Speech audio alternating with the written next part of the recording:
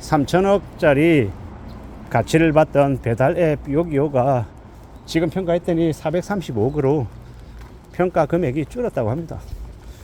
435억이다. 뭐 대략 이제 한 85% 이상 이렇게 줄어든 이제 가치인데, 저는 개인적으로 생각할 때 그 금액이라도 받았다라는 걸 감시덕지해야 된다라고 생각합니다. 요새는요, 이 돈을 이렇게 왕창 벌지 못하는 그런 기업은, 그런 이제 조직은 되게 이제 살아남기 어렵더라고요. 이제 점점 이 대출이 예전만큼 충분하게 나오지 않고 대출 이자도 많이 높고 현금 흐름이 되게 중요해지고, 얼마나 자산을, 알짜 자산을 확보하고 있냐, 이런 것들을 좀 더 중요하게 생각하는 그런 이제 시대가 되어버린 거죠. 더 이상 옛날처럼 그냥 덩치 키우고 매출 볼륨 키우고 이러는 것에 이제 사람들이 관심을 안 가진다라는 겁니다. 실속을 제일 이제 중요하게 생각한다라는 겁니다. 실속. 그래, 아무리 힘들고 아무리 어려워도 잘 버티고 잘 견디고 잘 살아남을 수 있는 그런 에너지, 힘이 있으면 오케이, 괜찮다 이러는데, 이제 돈 못 벌고 마이너스 나고 월급 밀리고 상이 안 좋아지면요, 그러면 다들 이제 안 좋아하는 거죠.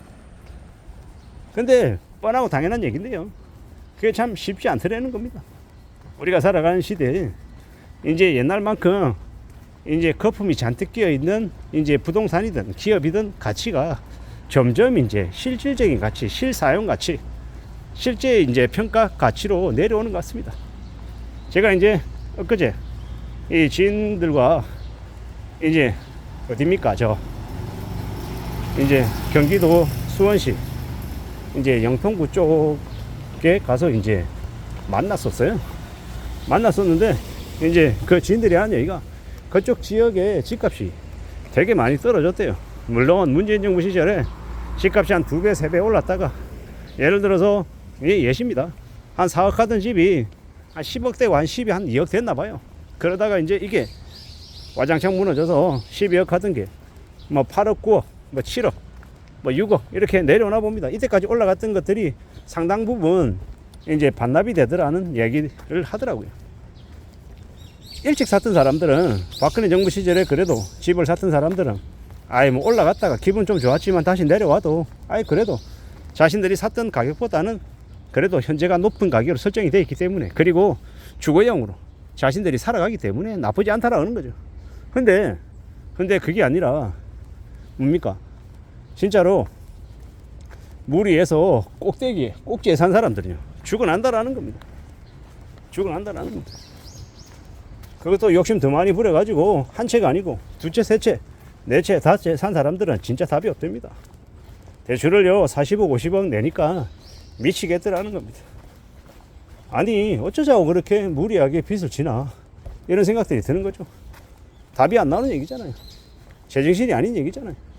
그런 상황, 그런 현실 속에서 어떻게 사냐라는 겁니다. 참으로 막막하고 참으로 우려스럽고 참으로 두려운 이야기잖아요.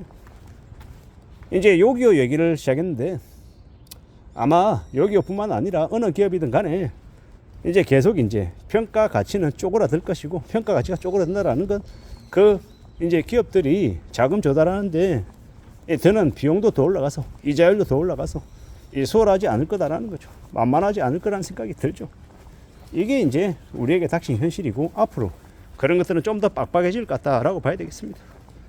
결국은요, 이제는 실질적인, 실리적인 모습들이 제일 중요해진다라고 봐야죠. 무슨 얘기를 하는 거냐? 이제 돈 벌어먹기 쉽지 않다라는 거예요. 빡세다라는 거예요. 그런 일상 속에, 그런 상황 속에 살아가야 되더라는 겁니다. 참으로 막막하죠. 참으로 힘겹고 참으로 어렵고. 근데 어떻게 하겠습니까? 그러는 중에서도 살아가야죠. 현실을 또 견뎌가야죠. 막막하고 만만하지 않은 지금이지만 그래도 또 버텨야 되고 견뎌야 되고 또 살아가야 되고, 그런 시대가 지금이더라는 겁니다. 참 염려스럽고 참 고민스럽고 걱정하는 사람도 무지하게 많을 텐데, 그런 걱정들, 저도 이제 그런 걱정 속에 살고 있는데, 그래도 그나마 다행이고 괜찮다라고 생각하는 건 현재는 빚이 없기 때문에 이렇게 지내고 있는데요. 그런 생각도 하는 거죠. 내가 뭔가를 투자를 하기 위해서 빚을 진다라는 것보다 내가 의도치 않게 원하지 않지만 빚을 져야 되는 그런 상황에 놓일 때도 있잖아요. 그런 것들이 이제 좀 생각이 드는 거죠.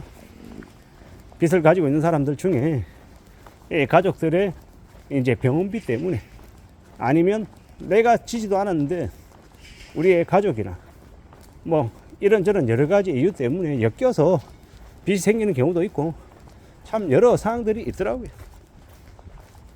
참 만만하지 않구나, 참 힘들 수 있겠구나 라는 생각들을 많이 합니다.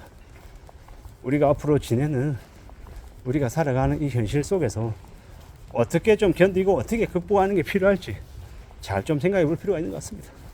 살아가는 게 만만하지 않다라는 건 부인할 수 없는 사실. 그럼에도 불구하고 그러는 중에 어떻게 좀 극복하고 어떻게 견뎌낼 수 있을까?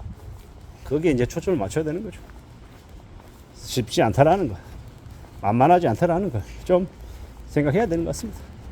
언제든 우리는 과거를 그리워하고 예전에 잘 나갔던 화양연화 이 전성기 시절을 그리워할 때가 있습니다. 근데 보자고, 두고 보자고. 앞으로 또 어떤 모습들이 우리에게 허락이 될지 말입니다. 쉽지 않고 어렵고 좀 우려스럽기도 하지만 그래도 잘 극복하고 잘 견뎌내고 잘 헤쳐나왔으면 좋겠다라는 생각을 합니다. 집을, 부동산을 무리하게 상가 투자하거나 아파트 뭐 갭 투기 이런 것들은 안 하는 게 좋겠다라는 생각을 해봅니다.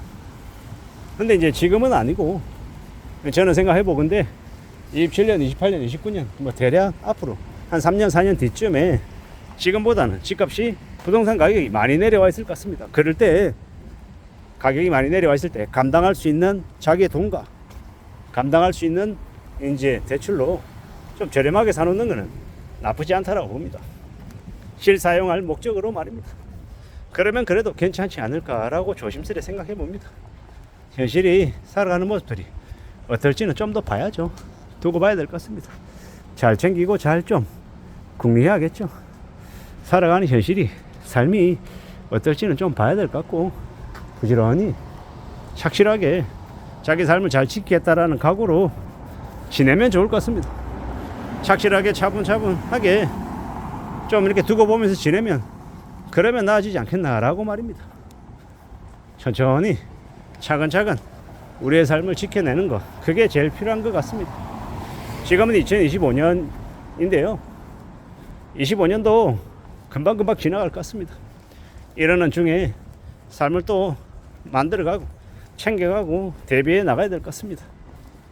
무리한 빚으로 자산을 취득하는 건 매우 위험한 행동이다 라는 걸 말씀드리고 싶었습니다. 이상입니다.